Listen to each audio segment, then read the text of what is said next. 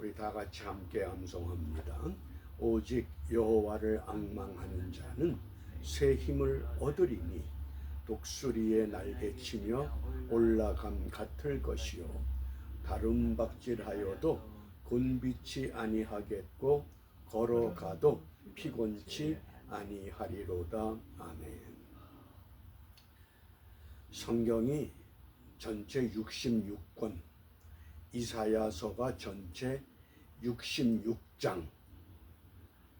그래서 이사야서를 일컬어 성경의 축소판이라고 소개합니다. 성경의 축소판이다. 그래서 이사야서를 1장부터 39장은 제1이사야, 그리고 40장부터 마지막 66장까지를 제2이사야 이렇게 부릅니다. 그런데 이사야서 오늘 우리가 묵상할 이 주제가 있는 이 말씀이 이사야 이 40장 31절 신약이 시작되는 서열로 보면 마태복음에 해당하는 말씀이 됩니다. 그러면 선지자 이사야가 무엇을 강조하느냐? 40장의 이 시작을 이렇게 말씀합니다. 너희는 위로하라. 위로하라. 그리고 이어서 너희는 예비하라. 예비하라. 그리고 세 번째 강조한 것이 하나님을 보라. 우리가 살다 보면 실망할 일도 있고 도저히 내 힘으로 감당하기 어려운 일들이 우리에게 닥쳐오기도 합니다. 그때 어떻게 새 힘을 얻느냐? 너희 하나님을 보라. 다른 것 기대하지 말고 하나님만 바라보라고 말씀합니다. 오늘 우리가 읽어야 할 말씀이 에스더서 1장부터 3장입니다. 특별히 묵상의 주제가 좀 특별한 용어입니다. 괸을 얻더라. 이 성경에서 이 에스더 1장에 한번 2장에서 사용되고 그 다음에 마지막 10장에서 한 번 더 사용됩니다. 괸을 얻는다. 에스더서가 이 정경으로 편입될 때 많은 논란이 있었습니다. 그 논란의 이유가 두 가지입니다. 첫 번째는 모세 오경에 불임절이라고 하는 절기가 없습니다. 유대 민족의 절기가 아닌데 우리가 3대 절기 그러면 유월절, 칠칠절, 초막절. 그런데 7대 절기에도 포함되지 않은 불임절이라고 하는 것. 근데 왜 이걸 정경에 편입을 시키느냐? 이게 첫 번째 이유입니다. 두 번째 이유는 에스더서 1장부터 10장까지 읽어보면 하나님이라고 하는 이 용어가 한 번도 소개되질 않습니다. 하나님이란 용어 자체가 없습니다. 그런데 어떻게 이게 정경이 되느냐? 결국은 1장부터 10장까지 모든 것 하나님이 배후에서 섭리하셨다고 하는 것, 그것 때문에 정경으로 구약의 성경으로 인정이 되었다고 하는 겁니다. 오늘 우리가 묵상의 주제가 있는 에스더서 2장 15절입니다.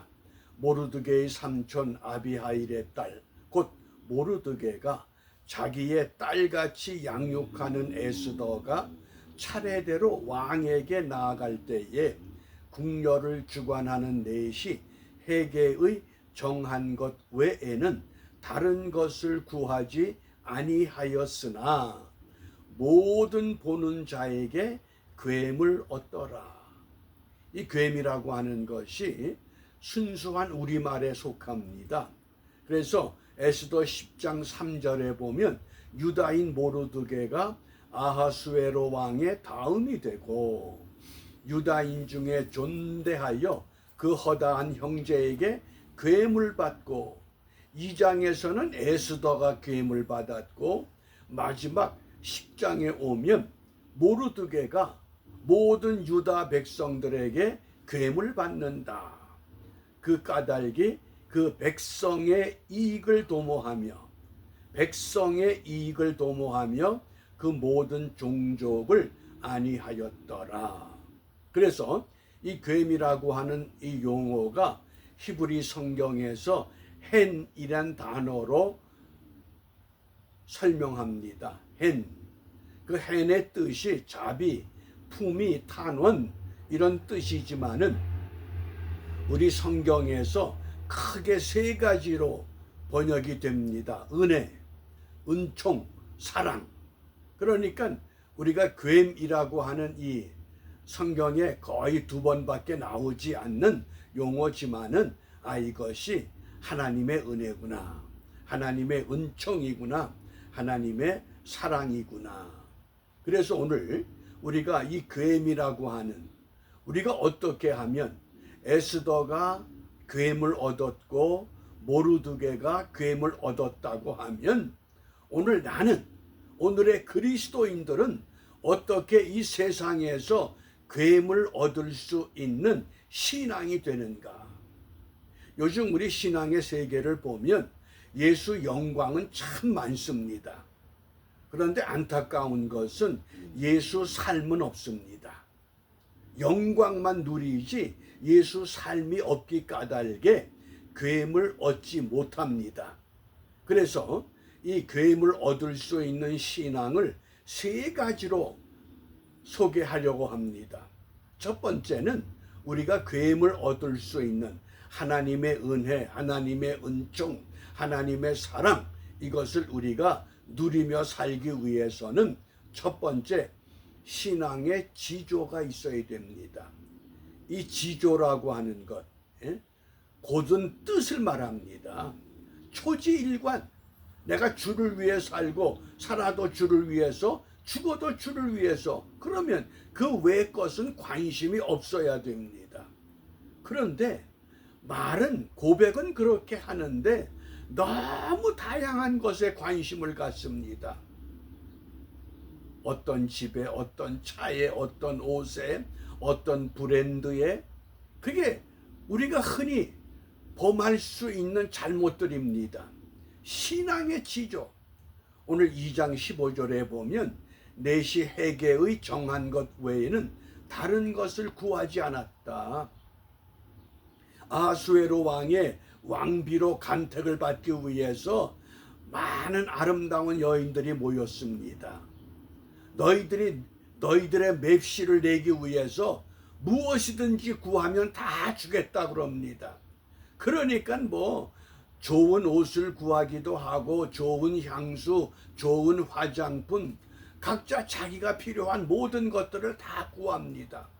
그런데 에스더만큼은 다른 것 구하지 않고 이 내시 회개가 주는 것 외에는 필요치 않다는 겁니다. 우리가 신앙의 지조를 지키기 위해서는 하나님의 말씀 외에는 다른 것 필요하지 않다. 이런 자세가 필요합니다. 그게 곧은 뜻입니다. 신앙의 지조가 있어야 됩니다. 그래야 괴물 얻습니다. 그 다음 2번째, 신앙의 피동이 좀 있어야 됩니다.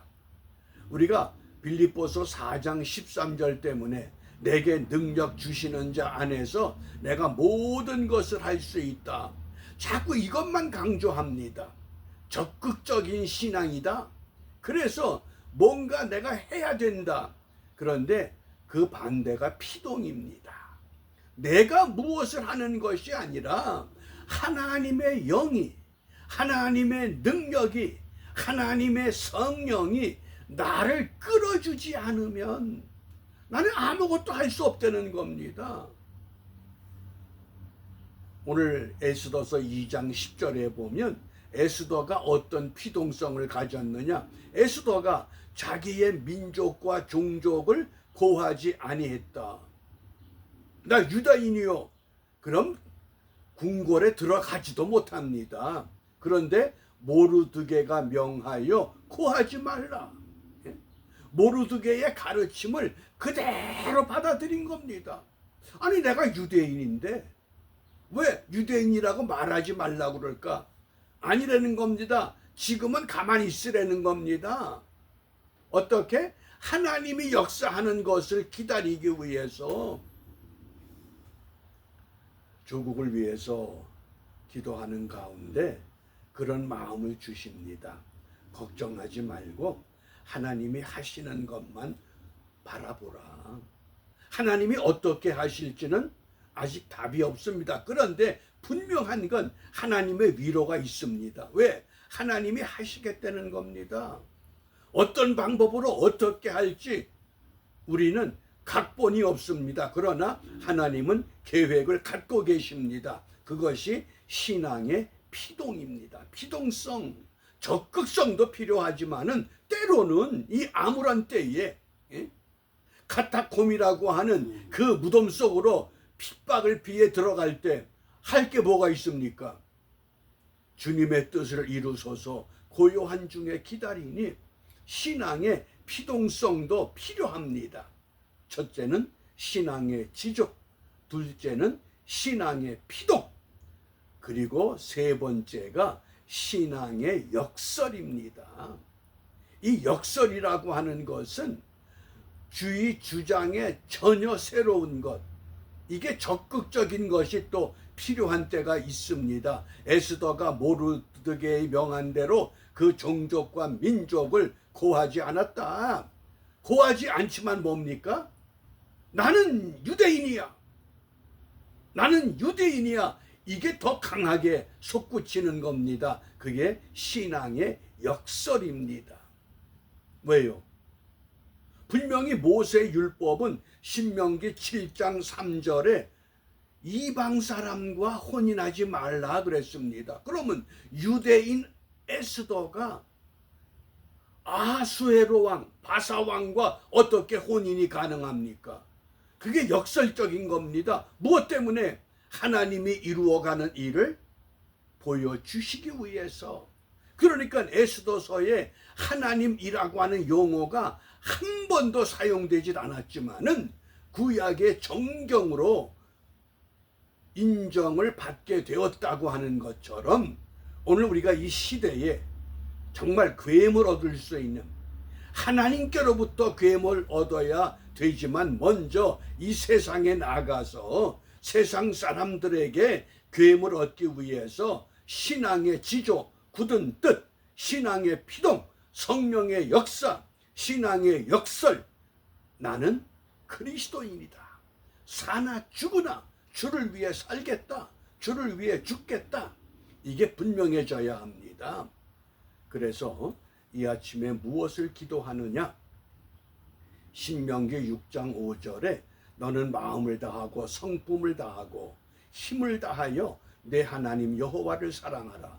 마음을 다한다. 성품, 이것이 다른 한글 번역에서 뜻으로도 번역하고 정성으로도 번역합니다.